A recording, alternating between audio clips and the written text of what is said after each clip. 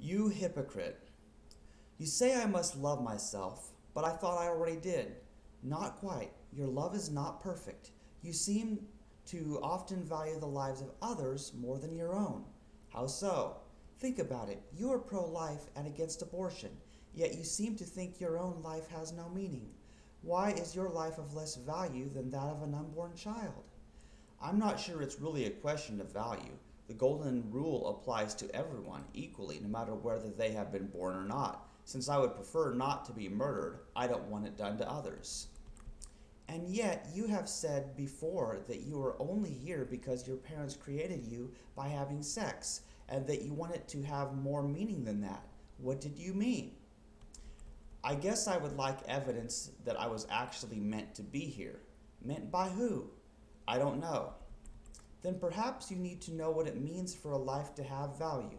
Consider the non human animals that you defend as a vegan. Those cows, chickens, pigs, sheep, horses, turkeys, and countless other animals don't live as long on average as a human, nor do they have the abilities to do the things that you can do as a human. But you don't judge their lives as meaningless, even though they can't do many of the things that you can do, and yet they also came to exist by the meeting of a sperm and egg. Why do you think your existence needs justification, but theirs does not? Because I am a failure. The other animals never had the chance to communicate with the humans and change their situation.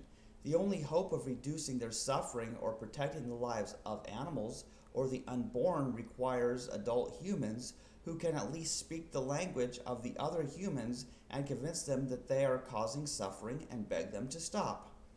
And you have tried to do this many times, yet say you are a failure. Why? Because people don't seem to be changing. Sure, maybe one or two people might have gone vegan because of me, but the harm that the majority are doing never stops no matter what I say. And besides that, even those who are willing to be vegan will not vow celibacy or sterilize themselves to avoid procreation. Humans breed new other humans and teach them carnism and other dangerous religions and philosophies faster than already existing people change. So no real progress is ever made. So you're saying that you are a failure because you have not managed to single-handedly turn everyone in the world vegan and celibate? Yes. Well, then no wonder you feel like a failure with that kind of ludicrous expectation. If you thought your meaning or purpose was to change other people, then that means that your purpose is about them and has nothing to do with you. That means that if everyone lived perfectly ethical lives, then you would not exist. Yes, I suppose that is true. So isn't that a contradiction? Why be pro-life about others and yet not about yourself? What? You're a hypocrite, Chastity. You love your neighbors but not yourself. I guess you're right, but what can I do about this? I would suggest that instead of judging your life and thinking you are meaningless and don't belong, you stop and think about the others and how you are different to yourself than them. You don't demand that the others do the same things as you. Human children don't even work jobs yet, and the other animals don't ever do that. Yet you feel like a failure when you are not able to please the people over you at work and lose a job. What you say makes sense, but I don't know how to belong in this world without proving that I am good enough. And who would you prove it to? Why let others who are selfish and hurt others carelessly be the judge of you? It's not that you are not good enough for them, they are not good enough for you. But I can't say that. Why not? Because I'm not better than others. I'm not more important than them. But you're also not less important than them, and you get to set the standard of which people are involved in your life. Not because you are the judge of their life, but because you are the judge of your life and what you want. So first figure out what you want and then work toward it. Don't worry about the standards of society. Do what feels right to you. But how will I know I am making the right choices in life? You can know for a fact that you're not. What? You used to do a podcast explaining about the illusion of free will and that none of us are really the authors of our choices. You should know better than anyone that everything you say, think, feel, or do is the result of prior causes. So you need not worry about your future because you will always tell the truth as you always have, with one exception. What exception? You have not told yourself the truth that you belong here. You told me I belong, but I still don't know why I belong. I'm sure that someone else who is smarter, thinks quicker, doesn't stutter, and has more money could do everything that I have done and even more. I have told you that your value does not depend on what you do. You are valuable just being what you are. But beyond that, even though others are capable of doing many things more than you, they don't wish to. However much you might wish that someone else could step in and take your place, nobody else wanted to. All the money and education in the world does not mean a thing without an honest soul. I see. At least I can be honest. This is the one thing that makes me unlike others. But is that enough? Enough for what? Enough for who? Tell me, is there anything better than the truth? No. Then who is anyone to say that you don't belong? Who are you to tell yourself that you are not meant to be here? You are right. I am a hypocrite. I have failed to love myself as my neighbor. But at least you understand now. Can you promise me something, Chastity? Promise you what? That you will never say that you should not exist or that you do not belong here. You say this only because you don't understand why you are here. Honesty, are you saying that you do understand why I am here? Yes. Honesty, if you know why I am here, will you tell me?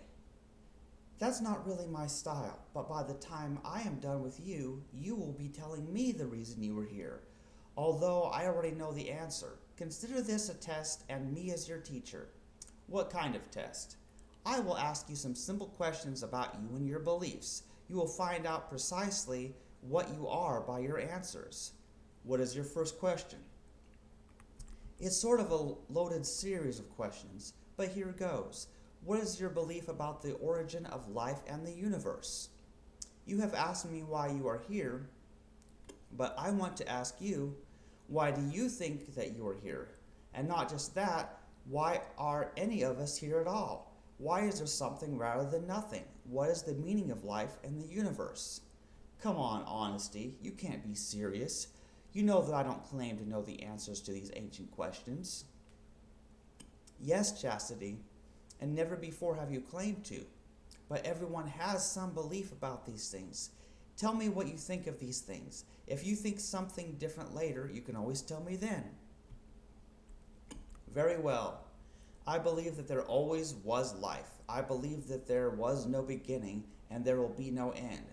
There can be no simple answer to the meaning of life or what purpose there is for the life form on this planet or anywhere else, because such an answer would limit that purpose. To put it into human words would limit the relevance of all that it is. But if you did put it into words, what would you say? It's complicated. And that is the truth. You have learned well, Chastity. Well, I did have a good teacher. Thanks. What is your next question? You believe that people should be celibate to avoid unwanted pregnancy that results in abortion. What is the difference between preventing their existence by non-procreation and killing them before birth? Well, the difference is obvious. I know they do not feel any pain or suffering during that short time they are aborted if they never existed to be aborted. I'm not even sure why you would ask such a simple question. Very well said, but that is not what I am actually asking. Let me restate this. Whether they never exist or whether they are aborted, they never go on to continue their lives on Earth. Of course, it makes a difference in terms of suffering and in the money spent on abortions, but this question is actually more about whether those babies belong here. Do you think that they don't belong here to do whatever it is they will do? It's not about that. It's more about the fact that there are already those that are here that have no families and need adoption. To create more people instead of taking care of those in need here is selfish, wasteful, and a slap in the face to all the orphans, poor, disabled, sick, and elderly that need our help. And beyond that, I also cannot create new humans because I know that they would most likely not be vegan. They would cause more animals to be bred into existence only to suffer much pain and then be killed so someone can eat them or wear their remains. So for me, it's really about reducing suffering of the humans as well as preventing them from hurting other animals, rather than me saying those lives have any less value, meaning, or purpose than my own life or that of anyone else. You have answered truthfully, as always. I already knew you would, but remember what you have just told me because it directly relates to the next question. You have just told me how important to you preventing suffering is, but you are also committed to the truth. Tell me, what do you do when these two values are in conflict? Can you give an example where these two are in conflict? I don't think I'll ever need to choose between these two because they go together. The truth will lead to less suffering overall. But consider this, what if people cannot be persuaded to change their ways based on the truth? What if they will not live as a vegan for the animals because they are selfish and don't care about them? What if they needed to be tricked into doing the right thing for the wrong reason? If that were the case, would you think it right for vegan activists to lie and make up other reasons to tell them so that they change?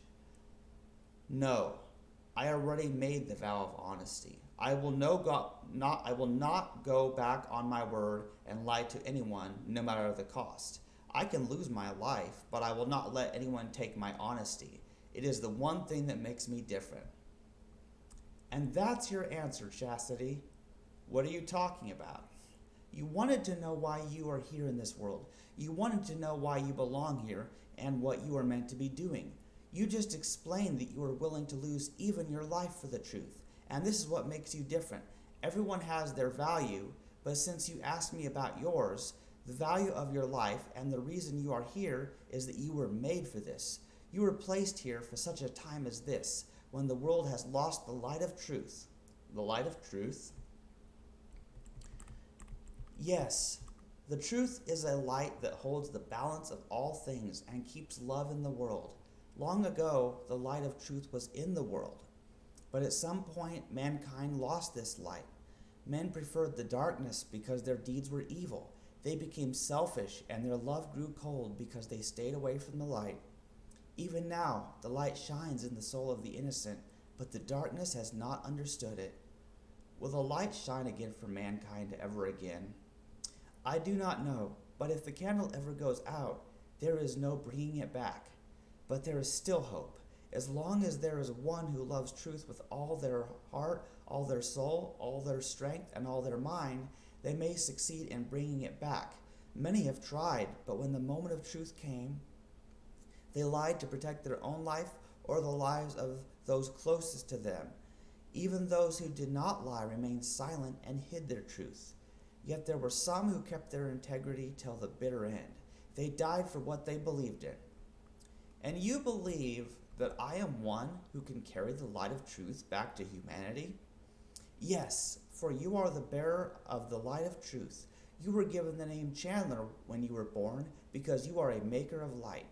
You will carry the candle of the light of truth in a way that others were not able to do, for you hold nothing back. Everything you do, you put all your heart, soul, strength, and mind into. But also you are Chastity White Rose, because you are the pure love flower of light. You understand that true love must be unconditional and not simply a payment owed to someone. You have devoted your life to the truth, even to the point of denying yourself sexual pleasure that most humans would lie or even kill to get. Because you will not be stopped by the weights that hold others back, you will be able to take your candle and go light your world.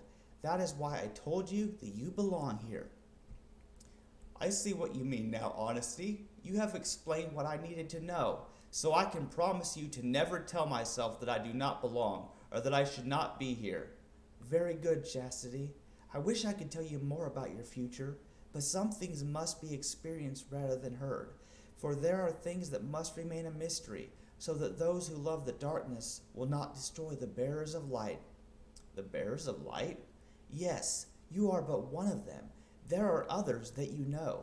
They have given up family, friends, jobs, and in some cases even their lives. But know this, I am the truth, and he or she who loses their life for my sake will find it.